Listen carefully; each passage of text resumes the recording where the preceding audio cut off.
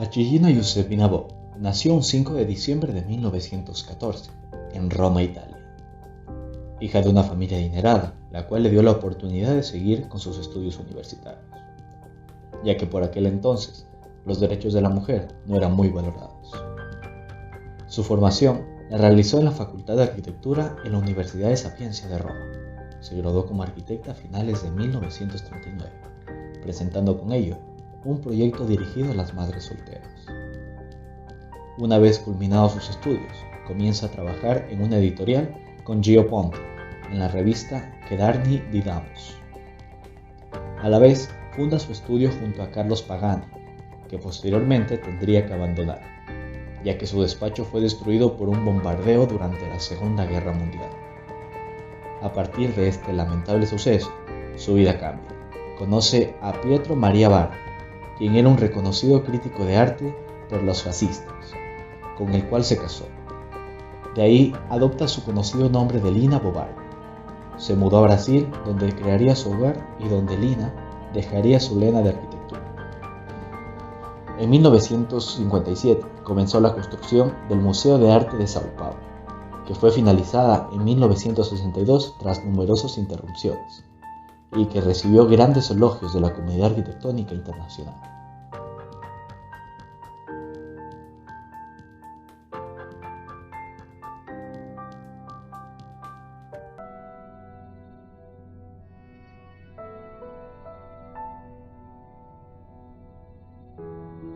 En 1958, construyó la casa para el profesor Renato Cirel, la cual le pondría de nombre Valeria Cirel, su esposa.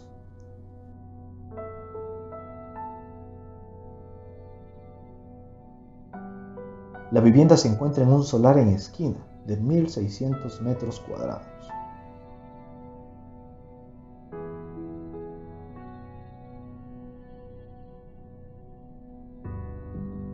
En esta casa, Lina usó principalmente guijarros, dando uniformidad al edificio, y junto a ellos están incrustados muchas especies de plantas, que se adhieren todas a la fachada.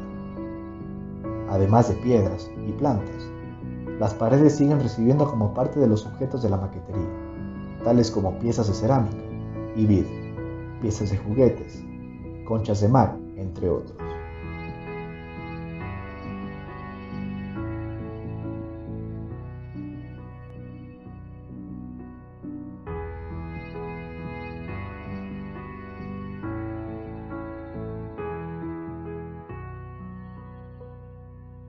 En 1959, Lina construyó un edificio el cual se lo conoce como la Iglesia del Espíritu Santo del Serrano.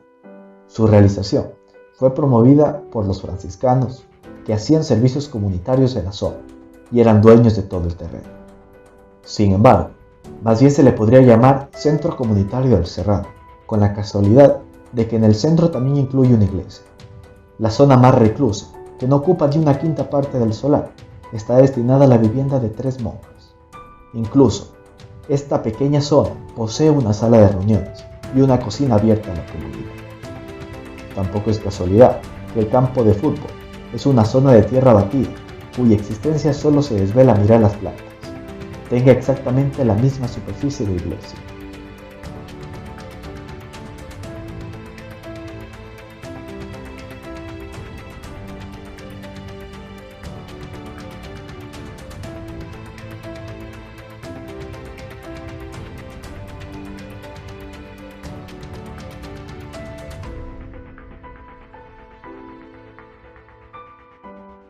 En 1977, Lina empieza otro de sus grandes proyectos, el proyecto del centro de ocio del SESC, Fábrica de Pompeya.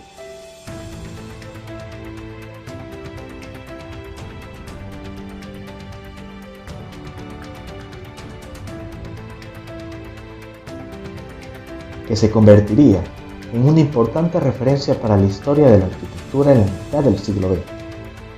Se trata de la rehabilitación como centro de ocio de una antigua fábrica de barriles de petróleo en Sao Paulo.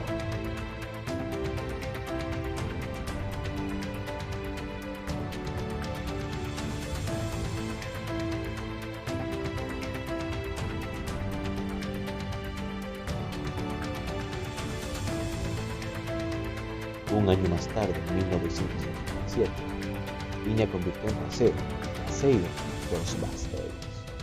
Es el restaurante de Cautivo, o actualmente Zanzíbar.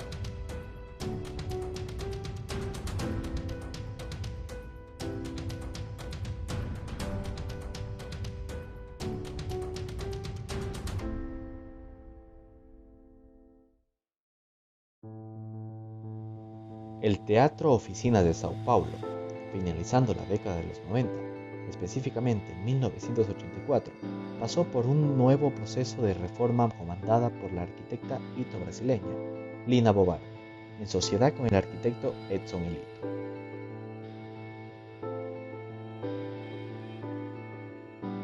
El proyecto de reforma se produce hasta 1989 por algunas interrupciones. La obra fue concluida en 1994.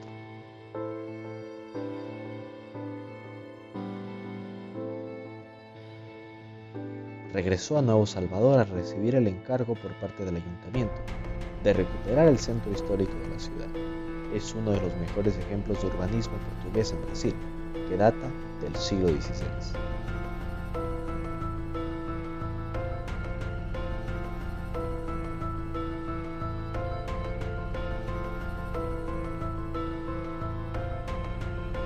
Sin duda alguna, Lina fue una arquitecta que dejó huella en Brasil y en todo el mundo. Uno de sus logros, junto a Carlos Pagán, fue haber creado la revista Cultura Bella Vita. También recibió un reconocimiento otorgado por el Orden de Mérito Cultural en 2007. Y sin duda alguna, sus obras fueron su mayor logro, entre ellas la Casa de Vidrio, de la cual hablaremos más a fondo aquí.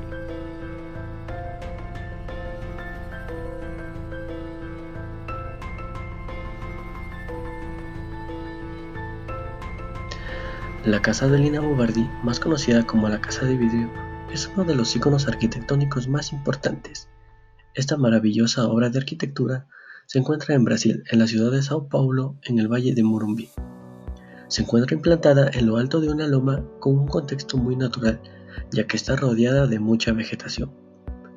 El diseño de la vivienda se adapta totalmente a su entorno, ya que su fachada principal se encuentra acristalada. Siguiendo con la sintonía natural de su entorno, un árbol se encuentra en la mitad del volumen más grande. Además, para no romper la estética y seguir con una línea, la casa es de color blanco, de manera que no representa un golpe directo a la vista del espectador. Incluso, sus demás fachadas se encuentran sin ningún tipo de ornamento. La casa está levantada sobre un sistema de pilotes y muros.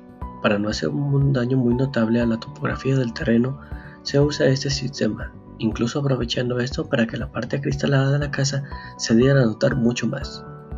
Los pilotes, al estar en un ambiente muy natural, lleno de árboles, se logran confundir con las ramas de los árboles, dejando así que se cree una ilusión como si la casa estuviera flotando sobre el terreno. Al estar ubicado en lo alto de una loma, esta crea unas visuales únicas, las cuales desde un principio cautivaron al arquitecta. Esto hizo que el estudio del asolamiento sea un poco más estricto, ya que la casa tenía que estar posicionada perfectamente para poder disfrutar de los maravillosos atardeceres sobre el Valle del Morumbi. Uno de los datos importantes de la construcción de esta casa es que durante los primeros años la casa era un poco incómoda, debido a que antes de la construcción no existía toda la vegetación que hay en la actualidad, por lo que el sol que recibía en la fachada principal era demasiado, y esto, junto con la gran cantidad de cristalería que tenía, hacía que la temperatura sea muy alta. Pero esto se iría corrigiendo con el crecimiento de la vegetación, lo cual creaba una capa de follaje que protegía a la casa del sol.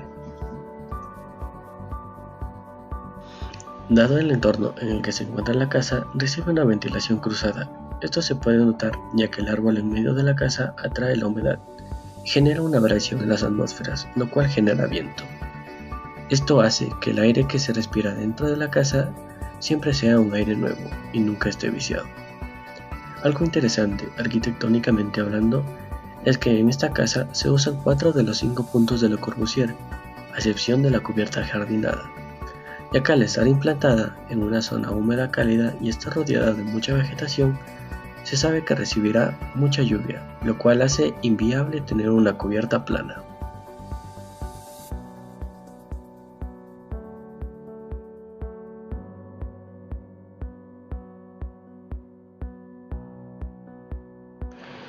Espacialmente, la casa se encuentra dividida en 3 volúmenes, uno que sirve para el área social, otro que sirve como área privada y el último que sirve como el área de transición entre los dos anteriores.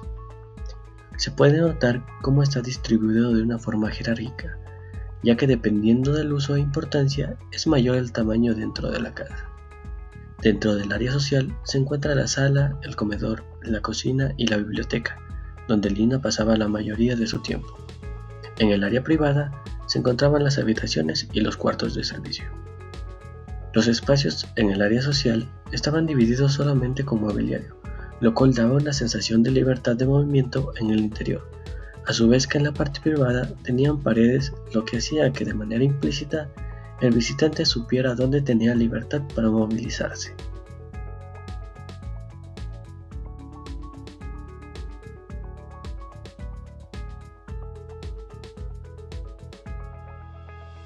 En cuanto a la materialidad del proyecto, podríamos resaltar el uso de 3 materiales, principalmente el concreto, para lo que son las losas y paredes en general, el acero para los pilotes, escaleras exteriores y algunos marcos para los grandes ventanales, lo que nos lleva al tercer material destacado que vendría a ser el vidrio, el cual ocupa un gran porcentaje del área en todas las fachadas. Esto se debe a la intención del arquitecta de dotar a la obra de una vista majestuosa.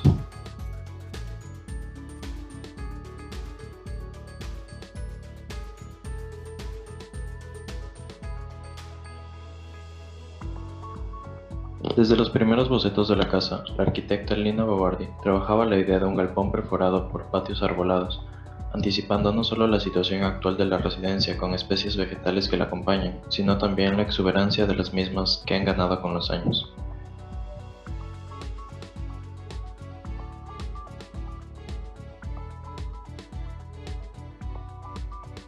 En esta inclinación por lo orgánico y el ahorro energético aparece el aprovechamiento de materias primas locales y el reciclaje de materiales constructivos. Permite considerar la obra de Lina como sostenible o ecológica. En relación con ello, el paisajismo del proyecto anticipa algunos principios del llamado movimiento ecologista, que surgió poco después de la construcción de esta vivienda.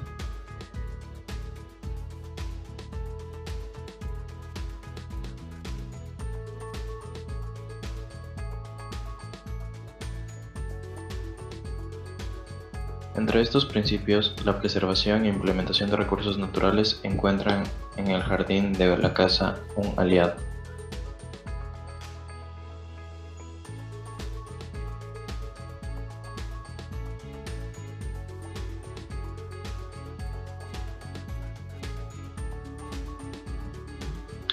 Si bien la evolución del barrio vuelve hoy a aquella situación muy distinta, la casa continúa inmersa en la humedad que alimenta la vegetación circundante y la experiencia de ver llover desde su interior sigue siendo un espectáculo insólito.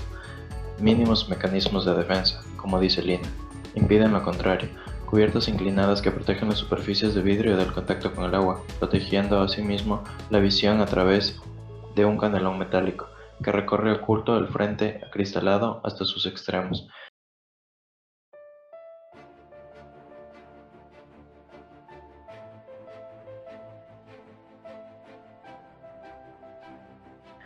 La arquitecta disimula la presencia de la vivienda mediante la plantación de especies autóctonas en la vivienda y, para no contradecir el atractivo de su carácter indómito, las deja crecer libres.